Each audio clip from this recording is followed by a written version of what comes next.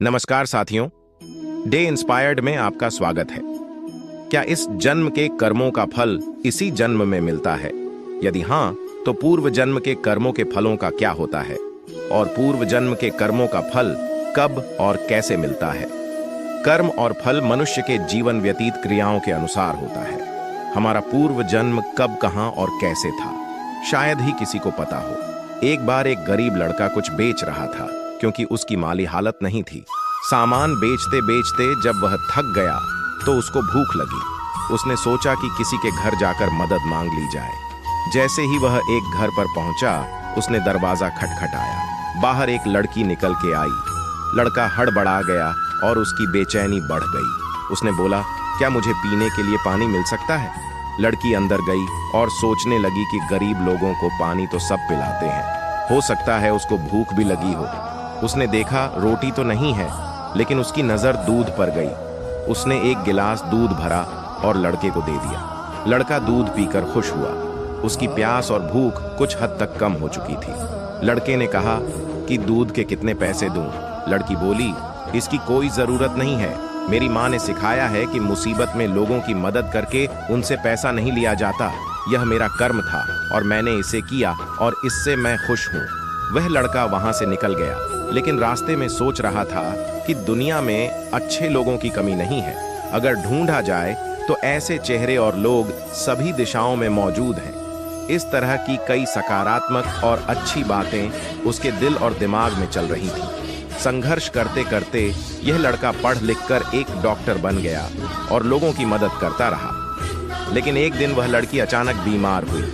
उसको डॉक्टर के पास ले जाया गया तो वहां से उनको किसी बड़े अस्पताल में रेफर कर दिया गया। लेकिन जब इलाज के लिए सारी फॉर्मेलिटी पूरी हुई तो डॉक्टर को पता चला कि अरे ये तो वही लड़की है जिसने काफी सालों पहले मेरी मदद की थी। अब मैं इसका अच्छे से इलाज करके और इसे ठीक करके ही इसका यह ऋण चुका सकता हूँ। जब सारा काम हो गया और लड़की का औन परीक्षण खत्म हुआ तो एक बंद लिफाफे में उसको एक पत्र मिला। उस पत्र में लिखा था, आप पूरी तरह ठीक हैं और इस इलाज का पैसा तो आपने वर्षों पहले गिलास दूध से चुका दिया है। लड़की की आंखों में आंसू थे। वह बोली, मेरे पास इलाज के पैसे भी नहीं थे, लेकिन आप भगवान बनकर जीवन में आए।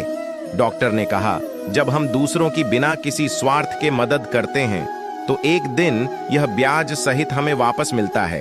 इसलिए आज के समय में हमें भी ज्यादा से लोगों की मदद करनी चाहिए, क्योंकि इससे हमें वह खुशी मिलती है जो दुनिया की किसी भी महंगी से महंगी चीज से नहीं खरीदी जा सकती। और एक ना एक दिन हमारी की हुई लोगों की मदद अच्छा परिणाम लाती है। भगवत गीता में वर्णित एक कथा के अनुसार अर्जुन के मन में जब भी कोई दुविधा उत्पन्न होती थी तो वे उसके समाधान के लिए श्री कृष्ण के पास पहुंच जाते थे। एक दिन की बात है, अर्जुन श्री कृष्ण के पास आए और उनसे बोले, हे वासुदेव, मुझे एक दुविधा ने घेर रखा है और उसका समाधान आप ही बता सकते हैं। तब श्री कृष्ण ने अर्जुन से कहा, हे धनंजय, अपनी बात को विस्तार से बताओ, तब मैं तुम्हें उसका हल बताऊंगा। तब अर्जुन बोले, हे नारायण, कृपा कर आप मुझे यह बताइए कि अच्छे लोगों के साथ हमेशा बुरा ही क्यों होता है, जबकि बुरे लोग हमेशा खुशहाल ही दिखते हैं। अर्जुन के मुख से ऐसी बात सुनकर श्री कृष्ण बोले, हे पार्थ, मनुष्य जैसा देखता है या महसूस करता है, वास्तव में वैसा कुछ नहीं होता, बल्कि अज्ञानतावश उसकी सच्चाई को समझ ही नहीं पाता है। श्री कृष्ण की बात सुनकर अर्जुन हैरान हो गए और बोले, हे नारायण, आप क्या कहना चाहते हैं? मैं समझ नहीं पाया। श्री कृष्ण ने कहा कि सुनो, तुम खुद ही समझ जाओगे। हर प्राणी को अपने कर्मों के अनुसार ही सुख दुख मिलते हैं। अर्थात जो अच्छे कर्म करता है उसे अच्छा फल मिलता है और जो बुरे कर्म करता है उसे बुरा फल मिलता है, क्योंकि अच्छे कर्म और बुरे कर्म इंसान पर ही निर्भर करता है। प्रकृति प्रत्येक को अपनी राह चुनने का मौका देती है, पर इसका फैसला करना कि वह किसके साथ चलना चाहता है, यह व्यक्ति विशेष की इच्छा पर निर्भर करता है। फिर कथा सुनाते हुए श्री कृष्ण जी बोले, बहुत समय पहले की बात है। एक नगर में दो पुरुष रहते थे, जिनमें से एक व्यापारी था जिसके लिए अपने जीवन में धर्म और नीति की बहुत महत्ता थी। वह पूजा पाठ और भगवान की भक्ति में बहुत विश्वास करता था। चाहे कुछ भी हो जाए, वह मंदिर जाना नहीं भूलता था। ना ही धर्मदान के कार्य में कोई कमी करता था, चाहे कुछ भी हो जाए। वह भगवान की नित्य ही पूजा अर्चना किया करता था। वहीं दूसरी ओर उसी नगर का दूसरा पुरुष पहले पुरुष से बिल्कुल ही विपरीत था। वह मंदिर तो जाया करता था, पर पूजा करने नहीं। मंदिर के बाहर से चप्पल और धन चुराने के लिए उसे दान धर्म न्याय नीति किसी से कुछ लेना देना नहीं था। वह मंदिर जाकर चोरी किया करता था। इसी तरह समय बीतता गया और एक दिन उस नगर में जोर की बारिश हो रही थी, जिसकी वजह से उस नगर में पंडित के अलावा कोई नहीं था।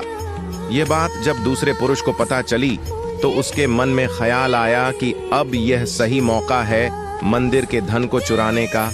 अब वह बारिश में ही मंदिर पहुंच गया। मंदिर पहुंचते ही उस चोर व्यक्ति ने पंडित से नजर बचाते हुए सारे धन को चुरा लिया और बड़ी प्रसन्नता से वहां से निकल गया। उसी समय धर्म कर्म पर विश्वास करने वाला व्यापारी भी मंदिर पहुंचा और भगवान के दर्शन किए, परंतु दुर्भाग्य से मंदिर का पुजारी उस भले व्यक्ति को ही चोर समझ बैठा और शोर मचाने लगा। शोर सुनते ही मंदिर में लोगों की भीड़ जमा हो गई और सभी लोग उस भले व्यापारी को ही चोर समझ बैठे, फिर उसे अपमानित करने लगे।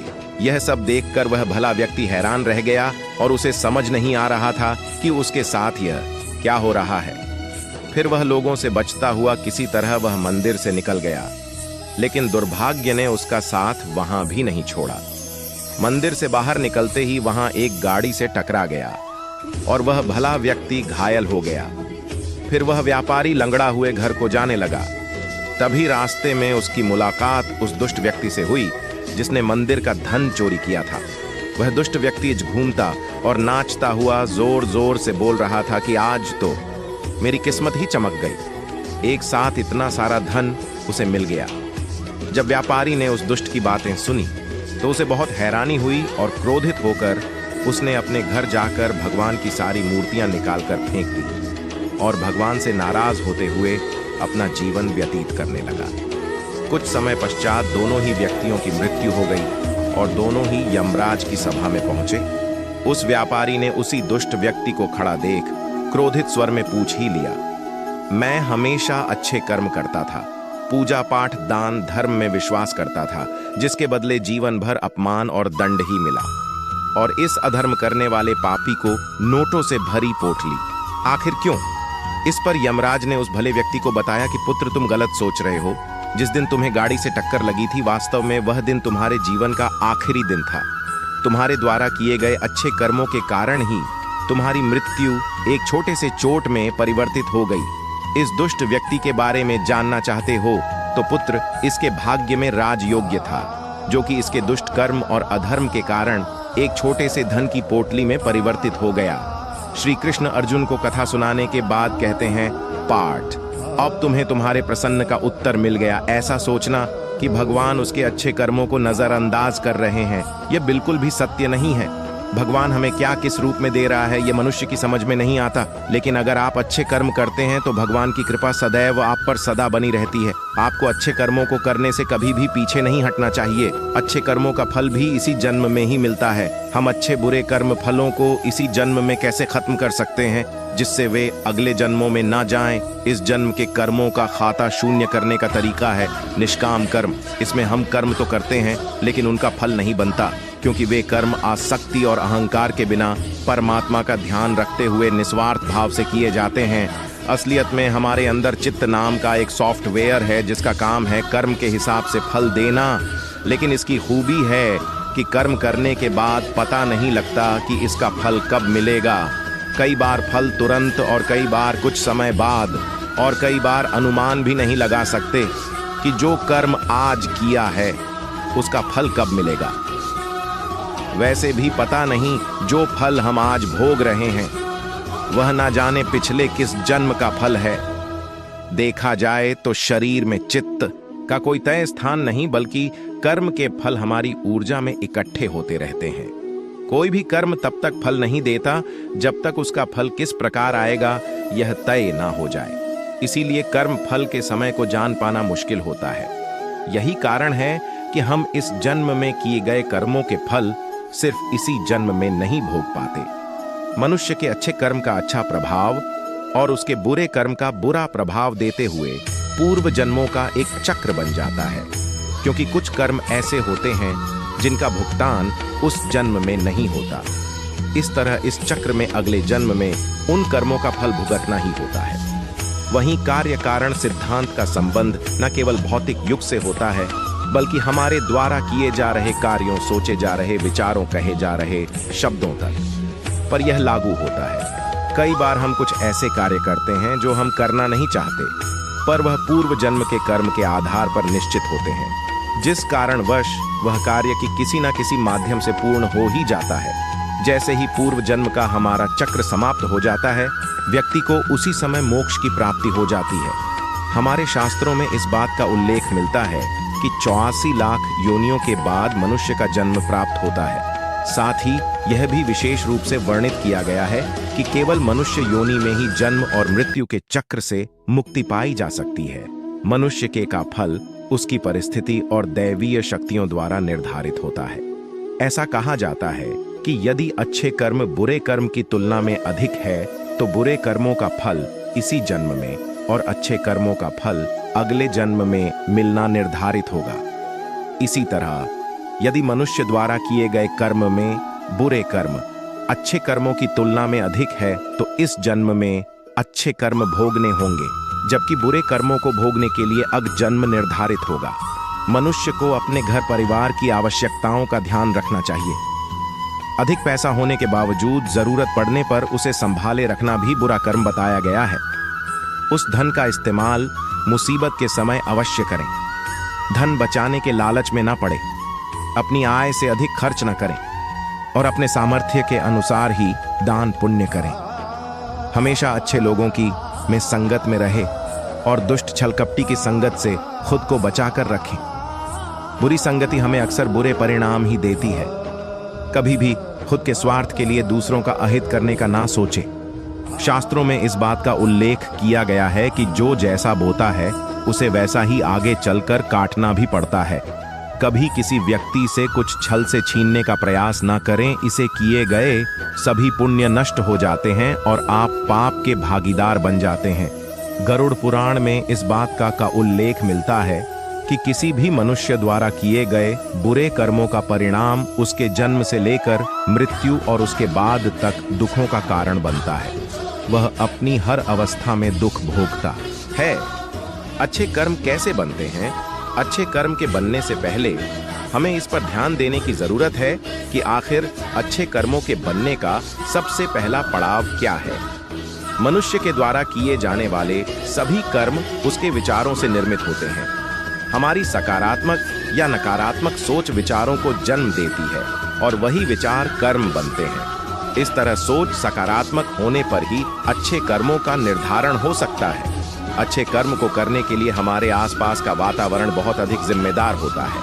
कहा भी जाता है कि जैसा वातावरण वैसे हम, इसलिए कोशिश करें कि अपने घर का वातावरण और शरीर का आभा मंडल सकारात्मक बनाए रखें। इसके लिए अपने घर में पार्थ शिवलिंग को रखें। पार्थ शिवलिंग में समाहित सकारात्मक ऊर्जा घर और व्यक्ति दोनों को सकारात्मक बनाए रखने में बहुत बड़ी भूमिका अदा करती है। बस ध्यान रहे कि इसे पूजा विधि के द्वारा घर में स्थापित करें और नियमित तौर पर पूजा अर्चना करते रहे। प्रारब्ध क्या है? प्रारब्ध का अर्थ है अपने पूर्व जन्मों में किए गए अच्छे या बुरे कर्मों को वर्तमान में भोगना। मृत्यु के पश्चात हमारे भीतर संग्रहित हुए कुछ कर्म अगले जन्म में चले आते हैं, उसे ही प्रारब्ध कहते हैं। पाप का फल कब मिलता है? पाप का फल किए गए कर्म पर निर्भर करता है। यदि आपके द्वारा किए गए कार्य बुरे हैं और वह अच्छे कर्मों की तुलना में अधिक है, तो इसका फल आपको अगले जन्म में भोगना पड़ेगा। यदि बुरे कर्म कम है, तो इसका भुगतान आपको इसी जन्म में करना होगा। इस प्रकार यह चक्र चलता रहता है। संसार में सबसे बड़ा पाप क्या है? संसार में सबसे बड़ा पाप इस स्त्री का अपमान करना बताया गया है। स्त्री को सृजनकर्ता का दर्जा दिया गया है और यदि स्त्री का अपमान किया जाएगा तो वह व्यक्ति सबसे बड़े पाप का भोगी माना जाता है। श्रीमद् भगवद गीता में द्रौपदी का अपमान ही महाभारत जैसे युद्ध का कारण बना था। पाप क्या है और पुण्य क्या है? पुण्य किसी के द्वारा निस्वार्थ भाव से की गई सहायता, सकारात्मक विचार, द्वेष भावना, लोभ, लालच और अहंकार को अपने ऊपर हावी ना होने देना है, जबकि पाप में इन सभी के द्वारा किए गए कर्मों का परिणाम शामिल है। धर्म और कर्म में बड़ा कौन है? कर्म धर्म का मूल अंश है। कर्म के अभाव में धर्म संभव नहीं है। धर्म के नियम के अनुसार काम और पुण्य कर्म करने चाहिए, जिससे सुख और खुशी की प्राप्ति होती है। मनुष्य का सबसे बड़ा कर्म क्या है? दान ही सबसे बड़ा कर्म है। सबसे अच्छा कर्म कौन सा है? अक्ता भाव से किया गया कोई भी अच्छा कर्म ही सबसे उत्तम कर्म है। कर्ता भाव से किया गया कोई भी अच्छा कर्म अच्छा तो है, पर उत्तम नहीं है। अच्छे कर्मों का फल कब मिलता है? यदि अच्छे कर्म ज्यादा हैं तो बुरे कर्मों का फल इसी जन्म में तथा अच्छे का फल अगले जन्म में या इसी जन्म के बाद के दिनों में भोगने को मिलता है। गीता में कर्म क्या है? गीता के अनुसार जो कर्म निष्काम भाव से ईश्वर के लिए जाते हैं वे बंधन नहीं उत्पन्न करते हुए मोक्ष रूप परम पद की प्राप्ति में सहायक होते हैं। इस प्रकार कर्म फल तथा आसक्ति से रहित होकर ईश्वर के लिए कर्म करना वास्तविक रूप से कर्म योग है, और इसका अनुसरण करने से मनुष्य को अभ्युदय की प्राप्ति होती है। अपने कर्मों का फल अवश्य भुगतना पड़ेगा, चाहे देर हो या सवेर। कर्म फल हमें भुगतने ही पड़ेंगे। इसलिए कर्म करने से पहले एक बार अवश्य सोचें, क्या मैं यह सही कर रहा हूं? अगर कर्म करने से पहले अच्छे से सोच ले तो शायद हम बुरा कर्म करने से बच सकते हैं। अगर आपने अपने आप को बचा लिया तो सजा से भी बचा लिया। आपने बुरा कर्म कर लिया तो एक ना एक दिन भगवान अवश्य सजा देगा इस जन्म में, नहीं तो अगले जन्म में कर्मों का फल भोगना पड़ता है। श्री कृष्ण जी ने भी गीता में कर्मों को ही सबसे उत्तम बताया है, क्योंकि कर्म ही हमारे भाग्य का निर्माण करते हैं। भगवान की न्याय व्यवस्था बहुत ही ज्यादा सुदृढ़ है। कर्म का फल अच्छे कार्य करने वाले को अच्छा और बुरे कर्म करने वाले को बुरा फल अवश्य ही भोगना पड़ेगा। प्रभु ने प्रत्येक कर्म के फलित होने का समय पहले से ही निर्धारित कर रखा है। समय से पहले या पीछे फल की प्राप्ति नहीं होगी। प्रभु की प्रत्येक रचना, प्रत्येक नियम इतना ज्यादा गहरा है कि हर एक प्राणी उसको समझ या जान नहीं सकता। आज जो कर्म हम कर रहे हैं, परिपक्व होकर उनसे ही हमारे भाग्य की रचना होती है। हमारे भाग्य के निर्माता हम खुद ही हैं, और प्रत्येक मनुष्य को उसके भाग्य के अनुसार उसे फल या कुफल अवश्य भोगना पड़ेगा ही। इस समय हम जो दुख भुगत रहे हैं, यह हमारे ही पिछले जन्मों का या इसी जन्म के हमारे किए गए पुण्य या बुरे कर्मों का फल है। प्रभु को दोष नहीं देना चाहिए। भगवान का एक विधान यह है कि हमारे कर्म, विचार और भावना को अनुसार ही हमें सुख या दुख की प्राप्ति होगी, और वह सुख या दुख हमें खुद को ही भोगना पड़ेगा। मनुष्य के कब किए हुए पाप का फल कब मिलेगा, इसका कुछ पता नहीं। भगवान का विधान विचित्र है। जब तक पुराने पुण्य प्रबल रहते हैं, उग्र पाप का फल भी तत्काल नहीं मिलता। जब पुराने पुण्य खत्म होते हैं, तब पाप की बारी आती है। पाप का फल भोगना पड़ता ही है, इस जन्म में भोगना पड़े या जन्मांतर में। मगर सत्संग दंड को कम करा सकता है, या फिर कुछ प्रसाद के रूप में भी दे सकता है। अपने दुखों को हंसकर झेलो या रोकर झेलो, यह हमारे कर्मों का फल तो हमें अवश्य ही भोगना पड़ेगा। फिर रोकर क्यों झेले? रोने से कष्ट दुगना हो जाता है और हंसते हंसते रहने से आधा हो जाता है। यह कर्म भूमि है, कर्म तो करना पड़ेगा। कर्म नहीं करोगे तो पाप चढ़ेगा। जैसा कर्म होगा वैसा ही फल भी भोगना पड़ेगा। फिर दुष्कर्म क्यों करें? श्री कृष्ण ने समझाया कि भीष्म पितामह सुख दुख से जय पराजय से परे हैं।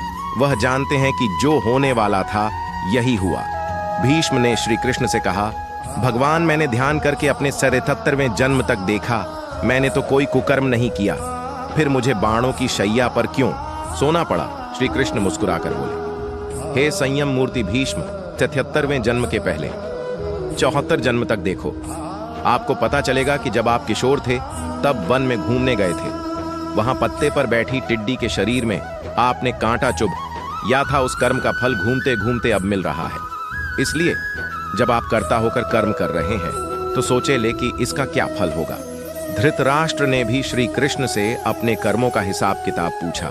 मैंने ऐसा क्या कर्म किया कि मुझे अपने 100 बेटों की मृत्यु का शोक मिला? मैंने अपने 100 जन्म तक पीछे देखा है, लेकिन ऐसा कोई कर्म मैंने नहीं किया। श्री कृष्ण ने अपने योग बल से धृतराष्ट्र को दिखाया कि वह एक राजा थे और वह स्वादिष्ट व्यंजनों में खोए रहते थे। बिना विचार किए जो सामने आ जाता खा लेते, इनाम भी दिया करते थे। एक दिन रसोइये ने हसन के 100 बच्चों का मांस बनाकर एक एक करके राजा को खिला दिया।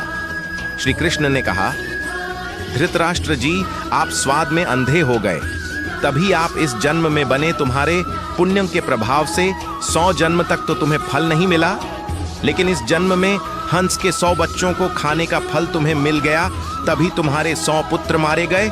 सोचो साथ में क्या लाए और क्या लेकर जाए कि मनुष्य को ऐसी कमाई इकट्ठी करनी चाहिए जो इस संसार में भी काम आए और मृत्यु के बाद भी उसे हम साथ में भी ले जा सके और हमारे ही काम और अगले जन्म में भी हमारे ही काम आ सके। सभी जानते हैं कि हम खाली हाथ नंगे इस संसार में आए और खाली हाथ ही जाना पड़ेगा।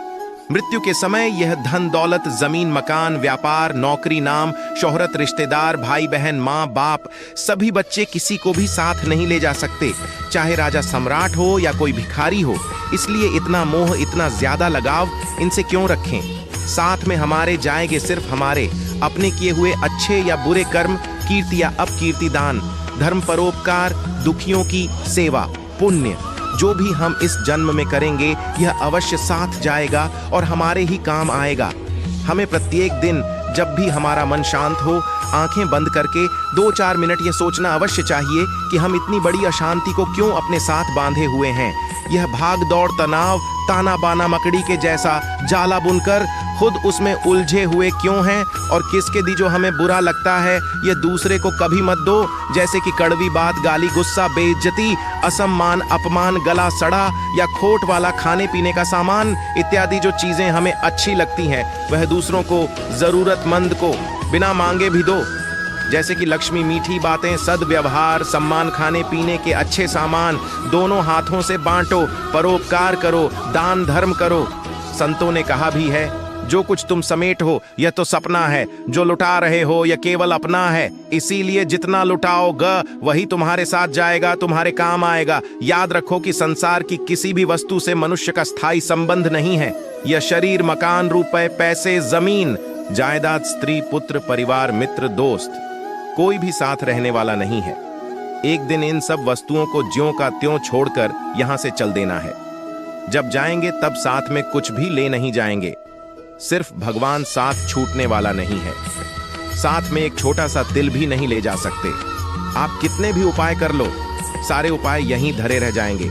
सिर्फ भगवान नारायण, प्रभु की भक्ति, दुखियों की सेवा, दान पुण्य साथ में अवश्य जाएगा। साथ में जो जाएगा वही तो अपना हुआ। साथ में जो नहीं ले सकते वे सब पराया हुआ। जीते जी उन पराई वस्तुएं से मोह क्यों रखें? आप गंभीरता से जाकर विचार करें।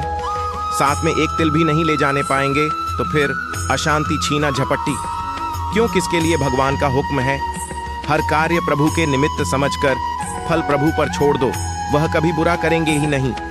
तो सोचो फिर दुख क्यों करें? दुख सुख भी एक सोच के कारण ही तो है। दुख को भी सुख मानो, प्रभु सुख ही सुख कर देंगे। यदि मोक्ष की इच्छा है तो विषयों को विष के समान दूर से ही त्याग दें और संतोष, दया, सरलता अमृत के समान नित्य आदर पूर्वक सेवन करें। एक साधु एक गांव में हर रोज भिक्षा मांगने जाता था। जिस घर में भी जाता कोई आटा, दाल या चावल कुछ भी दे देता और वह अपना इस तरह पेट भर लेता था। उसी गांव में एक व्यक्ति उसको हर रोज भिक्षा मांगने पर गोबर डाल देता और यह कहकर डांट देता कि भगवान ने हाथ पैर दे रखे हैं, कुछ काम करके खा ले। वह साधु चुपचाप गोबर लेकर आ जाता और एक तरफ ढेर लगा देता। ऐसे करते करते उस गोबर बहुत बड़ा ढेर बन गया।